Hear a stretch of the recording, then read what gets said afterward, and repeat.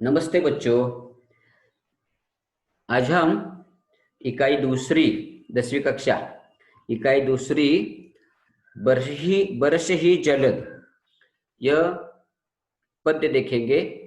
उसके लेखक हैं गोस्वामी तुलसीदास जी। पहले हम लेखक का परिचय देखेंगे। तो गोस्वामी जी का जन्म 1511 उत्तर प्रदेश में हुआ। वहाँ गांव है बांदा। उनकी मृत्यु हो गई 1623 उत्तर प्रदेश में ही हो गए, वाराणसी में। तो परिचय, गोस्वामी जी तुलसीदास ने अवधी भाषा में अनेक कालजयी ग्रंथ लिखे हैं। यानी उनकी जो बोली है, भाषा है, वो अवधी भाषा है। अवधी भाषा में उन्होंने ग्रंथ लिखे हैं, कालजयी ग्रंथ लिखे हैं अनेक। प्रसिद्ध संत, कवि, विद्वान और चिंतक थे। उनकी ख्याति क्या थी? वो एक प्रसिद्ध संत थे, कवि थे, विद्वान थे और चिंतक भी थे। तो गोस्वामी जी संस्कृत के विद्वान भी थे। जनभाषा अवधि में उन्होंने रचनाएं लिखी है। आज से 500 वर्ष पूर्व, यानी 500 वर्ष पूर्व जो प्रकाशन यानी प्रसिद्धि, दूरदर्शन यानी टीवी, रेडियो जैसे कोई सुविधा नहीं थी, ऐसे दौर में भी उनका ग्रंथ रामचरितमानस जन जन का यानी जन जन का कंठस्थ हुआ था। उनका ग्रंथ जो है, यानी आज तो हम सारे रामायण महाभारत देख सकते हैं, क्योंकि टीवी के कारण, रेडियो के कारण आप सुन सकते थे। हाँ, तो लेकिन उस जमाने में ये सुविधा नहीं थी। तभी भी जन जन का कंठस्थ, यानी हर एक लोगों के दिल में, हर एक लोगों के मन तक यह पहुंचा हुआ था। उनके द्वारा रचित महाकाव्य रामचरितमानस, ये जो महाकाव्य उन्होंने लिखा है, रामचरितमानस को विश्व के लोकप्रिय प्रथम 100 महाकाव्य में एक महत्वपूर्ण स्थान उन्हें प्राप्त हुआ है। देखिए उनकी ख्याति और की क्या है। तो लेखक का परिचय, लेखक के बारे में हमें जानकारी पूछेंगे तो हमें ये बताना चाहिए। तो जो 100 लोकप्रिय महाकाव्य है, इन महाकाव्यों में उनका महाकाव्य भी महत्वपूर्ण महाकाव्य का स्थान है। तो उन्होंने जो कोई रचना की है, तो प्रमुख रचना उनकी रामचरितमानस एक महाकाव्य, कवितावली, विनय पत्रिका, गीतावली, दोहावली, हनुमान बाहुक, बरयवय रामायण, जानकी मंगल आदि उनकी प्रमुख रचनाएं हैं। तो आज हम जो पाठ देखेंगे, ये जो पाठ है, कवि की जो कविता है बरस ही जलद, इसके बारे में हम थोड़ी जानकारी देखेंगे। तो ये जो प्रस्तुत कविता गोस्वामी तुलसीदास द्वारा रचित महाकाव्य रामचरितमानस के किष्किंधा कांड से ली गई है। किष्किंधा कांड ने यहाँ जो रामायण का वर्णन है, एक जगह है रामायण की किष्किंधा कांड, जहाँ युद्ध, बहुत बड़ा युद्ध हुआ था। कांडे नहीं युद्ध, तो किष्किंधा कांड से ली गई है। यहाँ कवि ने वर्षा ऋतु में होने वाले परिवर्तनों का सुंदर वर्णन किया है। ऋतु, हर एक ऋतु का वर्णन अलग अलग रहता है, हर एक ऋतु में बदलाव अलग अलग रहते हैं, परिवर्तन अलग अलग होते हैं। तो वहां ये जो महाकाव्य लिखा तब वर्षा ऋतु थी, और वर्षा ऋतु में होने वाले परिवर्तनों का सुंदर वर्णन कवि ने इस महाकाव्य में किया है। उन्होंने वर्षा के साथ साथ, यानी सिर्फ ऋतु का वर्णन नहीं है इस कविता में, तो इस कविता में क्या जुड़ा है? इस कविता में वर्षा ऋतु के साथ साथ समाज की स्थिति, यानी आज भी समाज की स्थिति आपको मालूम है कैसे हो गई है। तो समाज की स्थिति, समाज की हालत क्या है, उनके विविध गुणों, दुर्गुणों का भी वर्णन इस कविता में कवि ने किया है। तो सीता हरण के बाद, यानी जब रावण ने सीता का हरण किया था, रावण उठा के ले गए थे सीता को, तो सीता का हरण के बाद भी श्री राम जी और लक्ष्मण दोनों एक साथ सीता मैया की खोज में भटक रहे थे। उस समय का वर्णन चौपाही एवं दोहा छंद में कवि ने किया है। तो ऐसी एक महत्वपूर्ण ऐतिहासिक ये महाकाव्य है। इस महाकाव्य की ओर हम अभी जा रहे हैं। तो इससे पहले इस महाकाव्य में जो कि कठिन शब्द है, इस कठिन शब्द के बारे में हम देखेंगे। तो ये जो कवि की जो भाषा है, इस भाषा के थोड़ी सी हमें कठिनाई लगती है, फिर भी मैं आपको आसानी से बताने की कोशिश करता हूँ। तो पहले कठिन शब्द, जो शब्द संसार है, उसके ओर ध्यान दीजिए। पहले मैं शब्द बताता हूँ, सभी कविता का जो शब्द है पहले मैं आपको बताता हूँ, बाद में भी मैं आपको बताता हूँ। तो घन बादल, क्लाउड जिसे कहते हैं, डरपत यानी डरना, नभ आकाश आसमान, जथा यानी जैसे, आघात यानी चोट, नियराए नजदीक आना, बुध यानी विद्वान, ढावर मटमैला, समिति, समिति यानी एकत्रित होकर, पही पास, जलनिधि यानी समुद्र, अचल स्थिर, जीवन मरण से मुक्त, ऐसा जो क्षण है उसे अचल, लुप्त यानी गुप्त, बटू छोटा सा बालक, बिटप पेड़ वृक्ष, पात पत्ते, कतहु यानी कहीं, मही पृथ्वी, निसी रात, खद्योत जुगनू, निरावही निराना, अरे जो खेत में उगली अनचाही घास होती है ना, उसे निकाल कर फेंकने की जो क्रिया है, जिससे फसल को नुकसान होता है, ऐसा घास हम बाहर फेंकते हैं ना, उसे निरावही कहा जाता है। तजही यानी त्यागना, घोरा भयंकर, दामिनी बिजली, खल यानी दुष्ट, स्थिर स्थिर, गिरी पर्वत, नवही झुकना, तोराई यानी तोड़कर, लपटानी लिपटना, जिमी जैसे, सरिता नदी, महू यानी में के अंदर, पथ रास्ता मार्ग, दादूर मेंढक फ्रॉग, नवपल्लव यानी नए पत्ते, अर्क मदार का वृक्ष जो होता है उसे अर्क कहा गया है, उद्यम उद्यम उद्योग, सोह सुशोभित होना, शशि, शशि का अर्थ यहाँ है अन्न से युक्त, यानी खेतों से हरी भरी, उसे शशि कहा गया है।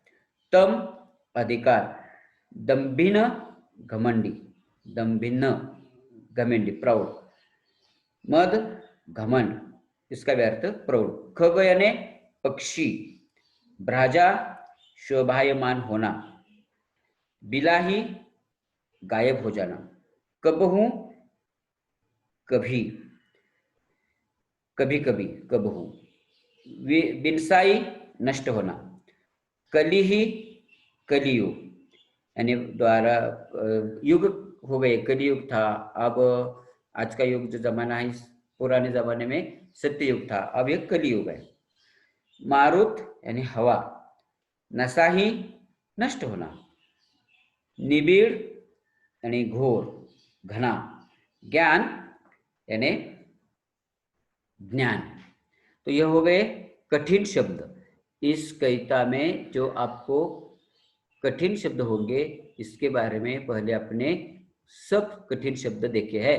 अब मैं आपको इस कविता की चौपाई और दोहा पहले मैं पढ़ता हूँ, आप ध्यान से सुनिए, बाद में मैं उसका भावार्थ आपको बताता हूँ। कविता में प्रश्न पूछे जाएंगे। इस आपके पास शायद किताब हो तो किताब खोलिए, पन्ना क्रमांक 51। तो पंक्ति होती है इस कविता के, तो पंक्ति पूछी जाती है, एक दो पंक्ति का अर्थ भावार्थ आपको पूछा जाता है। इसमें से दोहे का भावार्थ होता है, चौपाई का भावार्थ होता है। तो मैं भावार्थ आपको बताता हूँ, ध्यान से सुनना है आपको। तो देखिए, पहला भाग है इसका चौपाई है। मैं पंक्ति पढ़ता हूँ, बाद में उसका अर्थ बताता हूँ, ध्यान दीजिए। घन घमंड नभ गरजत घोरा, प्रियाहीन डरपत मन मोरा, दामिनी दमक रही घन माही, खलकै प्रीति जथा थीर नाही, बरसही जलद भूमि नियराये, जथा नवही बुध विद्या पाए, बुध अघात सहही गिरी कैसे, खल के बचन संत सही जैसे, क्षुद्र नभी भरी चली तौराई, जिस थोरहूं धन खल्य इतराई, भूमि परत बहा ढाबर पानी, जनु जीवही माया लपटानी, समिटी समिट जल भरही तलावा, जमी सद्गुण सज्जन पही आवा, सरिता जल निधि मुँह जाई, होई अचल जिमी जीव हरि पाई। यानी इसमें कठिन शब्द जो है मैंने आपको पहले ही बता दिया है, तो पंक्ति का अर्थ में बताता हूं। देखिए, ये जो चौपाई है, इस चौपाई का पूरा अर्थ मैं आपको बताता हूं। श्री प्रभु रामचंद्र कह रहे हैं, यानी घन घमंड नभ गरजत घोरा, प्रियहीन डरपत मन मोरा। यानी यहाँ आपने देखा है, डरपत यानी डरना। प्रभु रामचंद्र कह रहे हैं कि आसमान में बादल अहंकार से घुमड़ घुमड़ कर गर्जना कर रहे हैं, प्रिया अर्थात सीता के बिना मेरा मन डर रहा है। यानी सीता की खोज कर रहे लक्ष्मण और प्रभु रामचंद्र जी, तभी वर्षा का यह डरावना वातावरण है, और इस गर्जना के कारण सीता उनके पास नहीं है, प्रभु रामचंद्र जी डर रहे हैं। आकाश में बिजली ऐसे चमक रही है जैसे दुष्ट व्यक्ति की मित्रता स्थिर नहीं होती।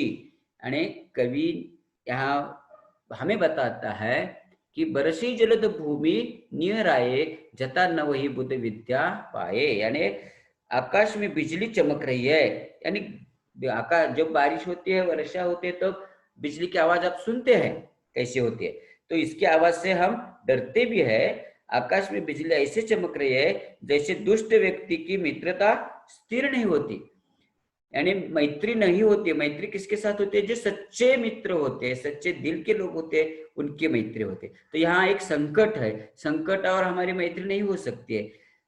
तो प्रभु रामचंद्र जी कहते हैं कि मित्रता स्थिर नहीं होती है। बादल पृथ्वी के समीप आकर ऐसे बरस रहे हैं जैसे विद्या पाकर विद्वान नम्र हो जाते हैं। यानी कवि ने कहा है, वर्ष ही जलद भूमि नियर आए, बादल ऐसे बरस रहे हैं, बारिश ऐसी हो रही है, वह धरती पर समेटने के लिए आ गई है। जैसे एक उदाहरण दिया है, बरस ऐसे बरस रही है कि जैसे विद्या पाकर विद्वान नम्र हो जाता है। यानी जो अनपढ़ व्यक्ति है, वह अनपढ़ व्यक्ति कहीं ज्ञान प्राप्त किया तो एक बड़ा विद्वान बनता है। उसी तरह यह बादल धरती से मिलने पर पवित्र और विद्वान नम्र बादल हो गए हैं। ऐसे कवि ने कहा, विद्वान नम्र हो जाता है।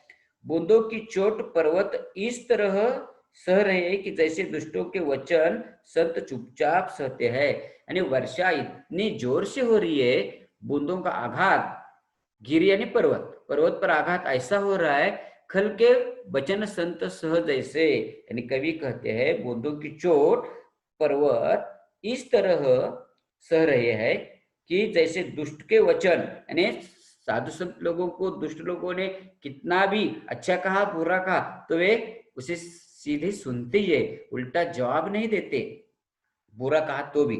उसी तरह ये बारिश, ये जल की बूंदे, वर्षा की बूंदे इस गिरी को, पर्वत को इतने पीट रहे हैं, चोट लग रही है बूंदों की, फिर भी पर्वत संत जैसा चुप रहा है, सह रहा है, जैसे संत दुष्टों के वचन चुपचाप सहते हैं। छोटी नदियां किनारे को तोड़कर बह रही है, तो क्षुद्र नदी भरी चली तोराई। यानी कवि गोस्वामी जी कहते हैं कि ऐसे बारिश के कारण छोटी छोटी नदियों को बाढ़ आ गई है, छोटी नदियां किनारों के तोड़कर बह रही है। ठीक उसी तरह जिस तरह थोड़े से धन से दुष्ट इतरा जाता है। यानी छोटे नदी हो या नाला हो, जब बारिश होती है तो जोरों से बहने लगते हैं, उसे बाढ़ आती है थोड़ी बारिश होने से, यानी उसे थोड़ा सा घमंड होता है, जब वो बहने लगते तो आवाज करके बहती है। उसी तरह कवि ने कहा है कि उदाहरण बता दिया है, यह छोटी सी नदी के किनारों को तोड़कर बह रही है, ठीक उसी तरह जिस तरह एक निर्धन, उसे थोड़ा सा भी धन मिल गया तो कितना हो इतराता है, उसी तरह हालत हो गई है। तो आगे चलकर कवि कहते हैं, भूमि परत भा ढाबर पानी, वे अपनी मर्यादा त्याग देते हैं, इन नदियों ने भी अपनी मर्यादा त्याग दी है। पृथ्वी पर पड़ते ही पानी ऐसा मैला हो गया है जैसे शुद्ध जीव को माया लिपट गई है और वो मैला हो गया है। यानी आसमान से, आकाश से बरसने वाले बूंद यानी पानी कितना शुद्ध है, फिर भी जब वो जमीन पर आता है तब क्या होता है, गंदा बन जाता है। इस मिट्टी में वो घुल जाता है, उसे लिपेट लेता है और लिपटने के कारण वो गंदा बन जाता है। उसी तरह इस पानी की हालत, माया लिपट गई है और वो मैला हो गया है। बरसात का पानी इकट्ठा होकर तालाबों में भर रहा है, जैसे सद्गुणों एकत्रित होकर सज्जन के पास आ जाते हैं। आगे चलकर कवि ने कहा है, जिमी सद्गुण सज्जन पे आवा, यानी जो सज्जन व्यक्ति है उसके पास यदि दुर्गुण आ गए तब उस दुर्गुण को सद्गुण प्राप्त होते हैं। उसी तरह इस पानी को यानी सद्गुण एकत्रित होकर सज्जन के पास आ जाते हैं, तो सज्जन व्यक्ति के पास ही अच्छा गुण आता है, दुर्जनों के पास अच्छा गुण नहीं होते। बरसात का पानी ऐसा ही इकट्ठा होकर तालाब में भर रहा है, जैसे सद्गुण एकत्र होकर सज्जन के पास आ जाते हैं। सरिता जल जल निधि मुह जाई, होई अचल जिमी जीव हरि पाई, यानी नदी का जल समुद्र में जाकर उसी तरह थम जाता है।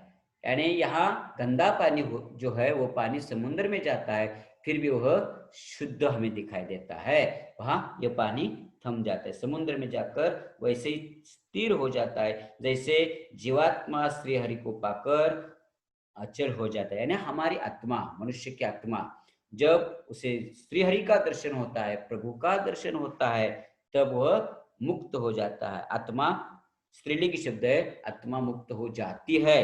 देखिए नदी भी स्त्रीलिंग शब्द है, वर्षा भी स्त्रीलिंग शब्द है। तो उसी तरह नदी का जल समुद्र में जाकर स्थिर हो जाता है और उसे जीवात्मा की उपाधि दी है। जीवात्मा श्री हरि को पाकर अचल हो जाती है, मुक्त हो जाती है। यह पहली चौपाई का भावार्थ है। तो अब हम देखेंगे दोहा। दोहा इसमें क्या बता दिया है, हरित भूमि तृण संकुल, समुझी पर ही नहीं पंथ, जिमी पाखंड विवादते लुप्त हुई सदग्रंथ। यानी कवि ने यहाँ एक खेती का वर्णन, यानी जो हरित भूमि है, हमारी देश की भूमि बारिश के कारण हरित हो गई है, मानो ऐसा लगता है कि उन्होंने हरा भरा जो शालू हम बोलते हैं ना, वस्त्र परिधान किया है, ऐसी यह भूमि का वर्णन कवि ने किया है। कवि कहते हैं पृथ्वी जो है घास से परिपूर्ण होकर हरी हो गई है, यानी पृथ्वी पर जहां देखो वहां हरा भरा घास, हरी भरी वन संपत्ति, वृक्ष, पेड़ पौधे, सब कुछ जो सूखे थे वे अभी हरे बन गए। यानी पृथ्वी ने घास से परिपूर्ण होकर हरी भरी हो गई है, जिसके कारण हमें जो रास्ता है इस पृथ्वी पर का समझ नहीं पड़ता है, दिखाई नहीं दे रहा है। जैसे कवि ने वर्णन किया है, जिमी पाखंड विवादते लुप्त हो ही सदग्रंथ। यानी कवि कहते हैं कि इस धरती पर बारिश के कारण, वर्षा के कारण जो घास आ गई है, इस घास से धरती परिपूर्ण हरी हो गई है, और इसे हरी भरी होने के कारण हमें कोई रास्ता नहीं समझ आ रहा है।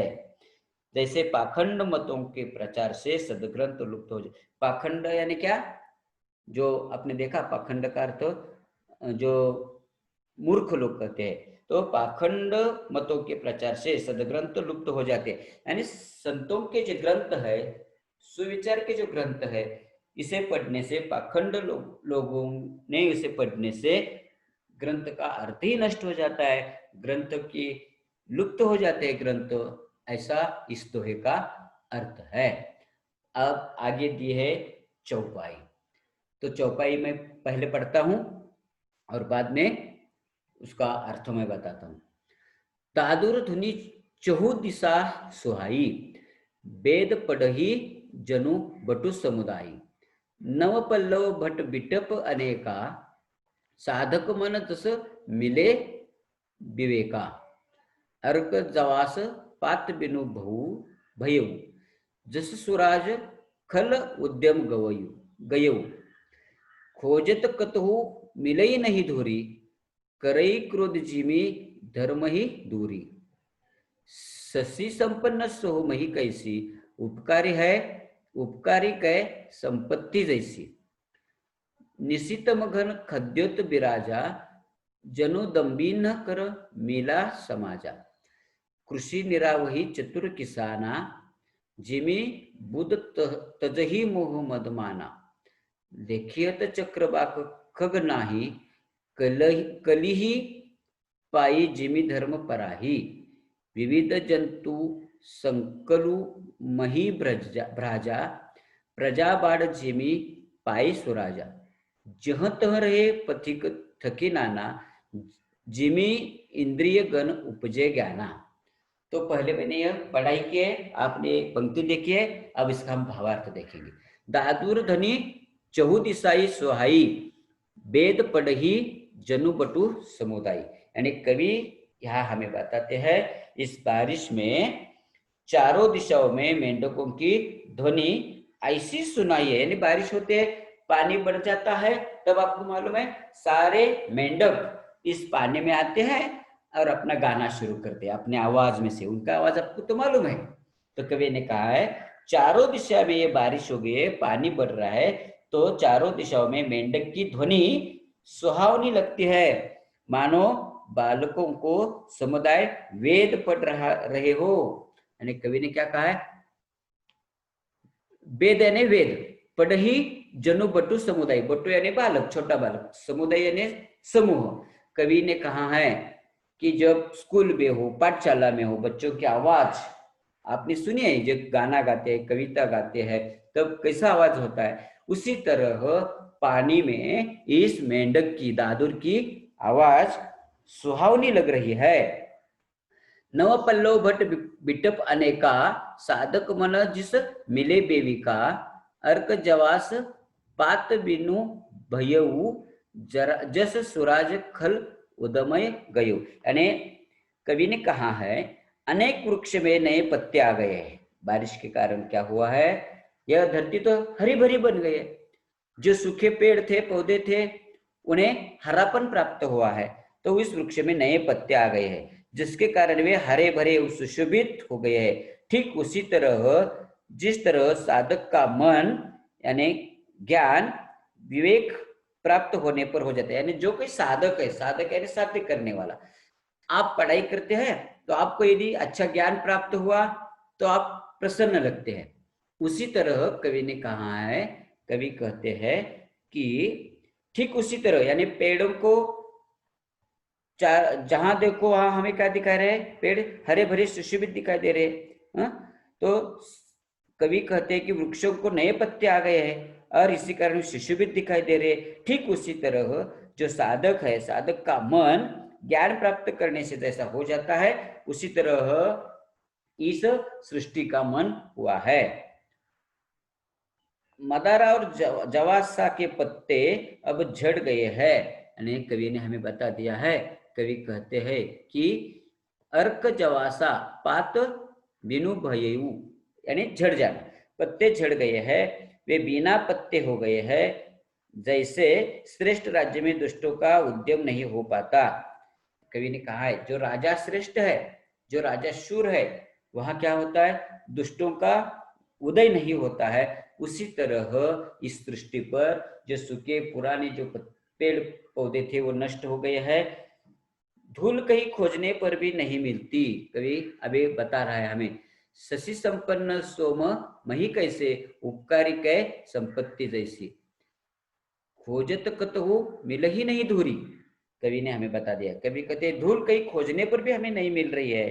जैसे क्रोध धर्म को दूर करता है।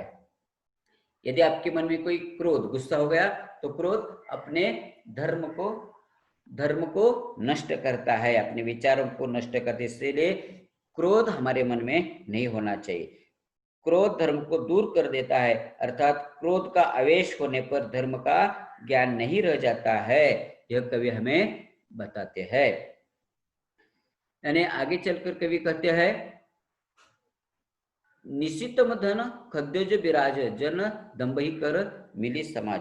यानी अन्न से युक्त लहलाती फसलों की खेती से हरी भरी पृथ्वी सुशोभित हो रही है, जैसे उपकारी पुरुष की संपत्ति होती है।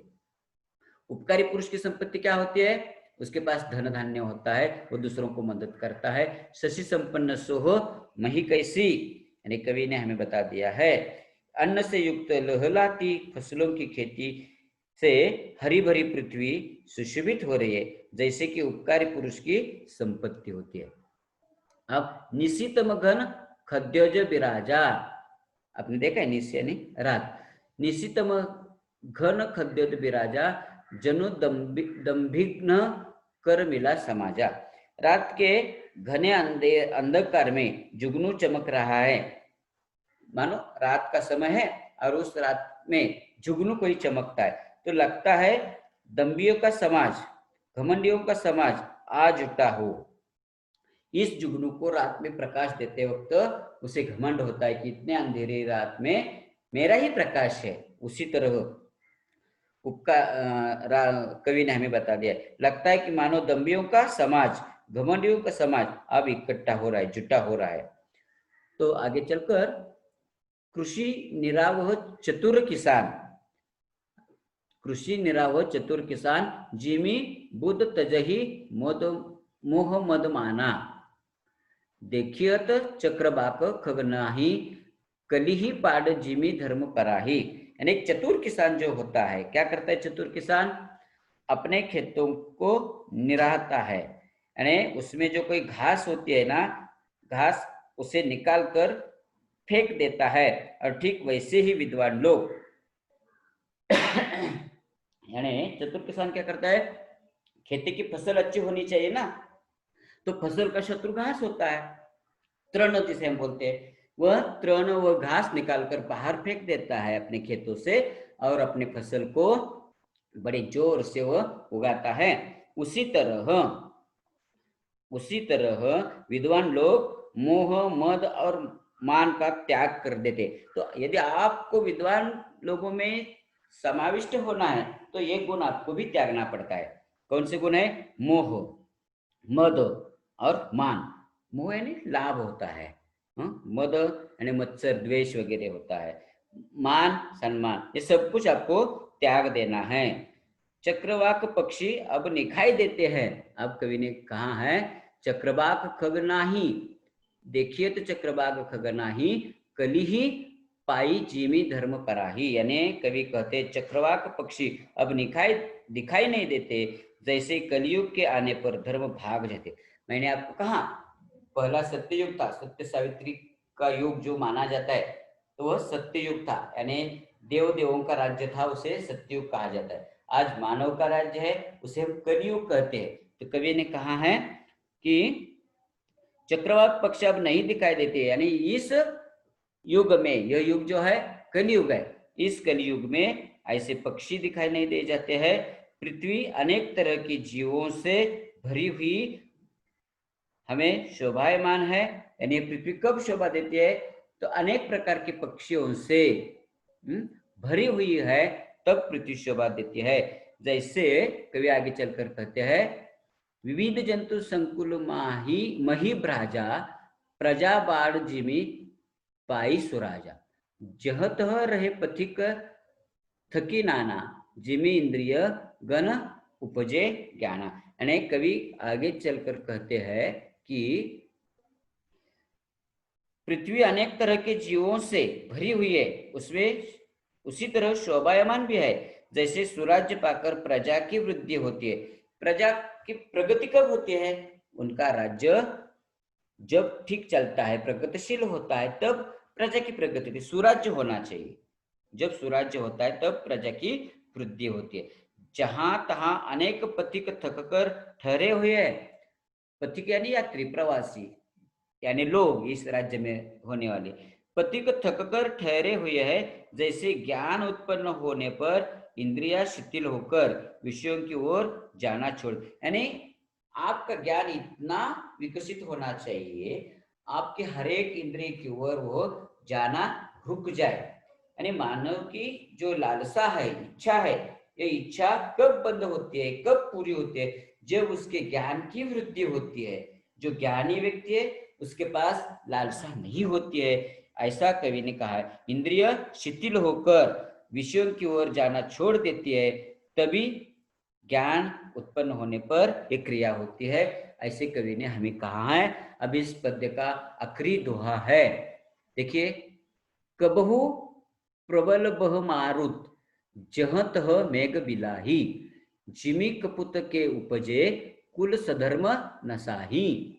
कबहू दिवस मह निबिड़ तम, कबहुक प्रकट पतंग, बिनसई उपजई ज्ञान, जिमी पाई कुसंग कुसंग सुमंग। तो यहाँ कवि हमें बताते हैं, यहाँ कवि हमें बता रहे हैं, कभी कभी वायु बड़े जोर से चलने लगती है।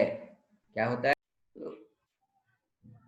कवि कहते हैं, कबहू प्रबल तब मारुत जहां तहां मेघ बिलाही, यानी कभी कभी वायु बड़े जोर से चलने लगती है, जिससे बादल जहां तहां गायब हो जाते हैं। यानी पवन, वायु, इसमें इतनी शक्ति है, इतने बड़े बादल को भी वह गायब कर देते हैं।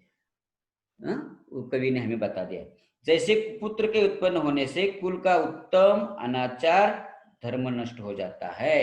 यानी कवि ने यहाँ कहा है, जिमी कपुत, कपुत यानी कुपुत्र, उपज यानी जन्म। कवि कहते हैं कि जिस तरह हमारे परिवार में, हमारे वंश में यदि कुपुत्र पैदा हो गया तो हमारा संस्कार, हमारा धर्म नष्ट हो जाता है। यानी कुपुत्र के उत्पन्न होने से कुल का, यानी हमारे वंश का उत्तम आचरण यानी धर्म हमारा नष्ट हो जाता है। कबहू दिवस मह निबिड़तम, कबहुक प्रकट पतंग, बिन सई उपजई ज्ञान जीमी, पाई कुसुंग सुसंग। तो कवि कहते हैं, कभी दिन में घोर अंधकार छा जाता है तो कभी सूर्य देवता प्रकट हो जाता है। यानी कवि ने हमें उदाहरण दिया है, कवि कहते हैं कि आप दिन में भी कभी कभी आकाश, इतने बादल छाए जाते हैं आसमान में कि सारा अंधेरा प्रकट होता है। तो अंधकार जब छा जाता है तो क्या होता है? सूर्य देवता इस अंधकार को दूर करने के लिए प्रकट होता है। वैसे ही कुसंग पाकर ज्ञान नष्ट हो जाता है और सुसंग पाकर उत्पन्न हो जाता है। कवि ने हमें बता दिया है आखिरी पंक्ति में। उसी तरह यह अंधकार दूर करने के लिए जिस तरह सूर्य देव आता है, उसी तरह कुसंग नष्ट करने के लिए यह ज्ञान पाकर यह कुसंग हमारा नष्ट हो जाता है और सुसंग पाकर वह उत्पन्न हो जाता है और हम सुसंग बन जाते हैं। यह कविता जो है बरसही जलद, यह यहाँ समाप्त होती है। यह रामचरितमानस के किष्किंधा कांड से कविता ली गई है। तो बच्चों, यह कविता यह समाप्त होती है। इस कविता के जो कोई स्वाध्याय दिए है, ये स्वाध्याय आपको पूरे करने हैं। पन्ना क्रमांक 53 पर दिए है स्वाध्याय है। एक 4-5 स्वाध्याय उधर है, यहाँ स्वाध्याय आपको पूरे करने हैं। और इस प्रस्तुत पद्यांश से जो आपको कोई पंक्ति पसंद है, परीक्षा में पूछा जाता है, तो आपको लिखना है। इसमें बहुत सारे प्रश्न होते हैं, रचनाकार कौन है, ये प्रकार किसका है, इस आपको कौन सी पंक्ति पसंद है, क्यों पसंद आ गई है। उसी तरह प्रश्न भी पूछे जाते हैं परीक्षा में, ये भी आपको पूरा करना है। साथ ही साथ आपको एक कहानी लेखन भी करना है इस उपयुक्त लेखन में। और यहाँ एक आपको मेरा प्रिय ऋतु, यह भी निबंध आपको लिखना है। और संग कुसंग के परिणाम, कुसंग के परिणाम क्या होते हैं, इसके आधार पर आपको अपने विचार व्यक्त करना है। यहाँ ये कविता समाप्त होती है। इस वीडियो को आपको शेयर करना है, लाइक करना है और साथ ही साथ अपने दोस्तों को शेयर भी करना है, सब्सक्राइब भी करना है, क्योंकि और जो कोई वीडियो मैं बनाऊंगा जल्द से जल्द आपके पास पहुंच जाएगा। धन्यवाद।